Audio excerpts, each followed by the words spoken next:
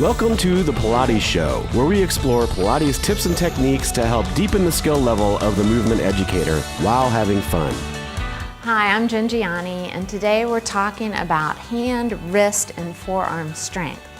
Now, this is a traditional small prop in Pilates. Joseph Pilates used to use this kind of a small apparatus all the time.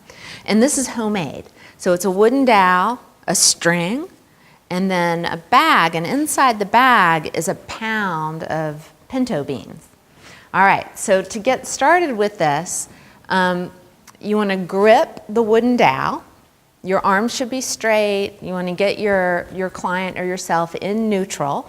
And then you want to bring one wrist forward and the other one back as you bring the bag down to the floor and you lengthen the string.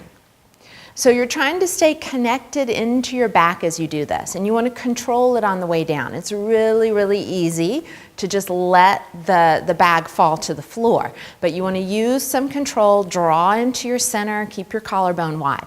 Now the work is the coming up. You want to make sure that your client doesn't start to grip in their glutes or their quadriceps or start to grip in their feet or claw their toes.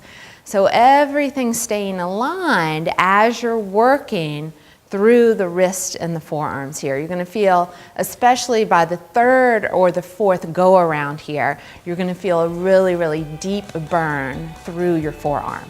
That's it for today. If you have a different take on today's subject, or if there's anything you'd like to see covered in an upcoming episode, we'd love to hear from you. Comment below on Facebook, Twitter, or in the forum at fusionpilatesedu.com. See you next time, and never stop learning.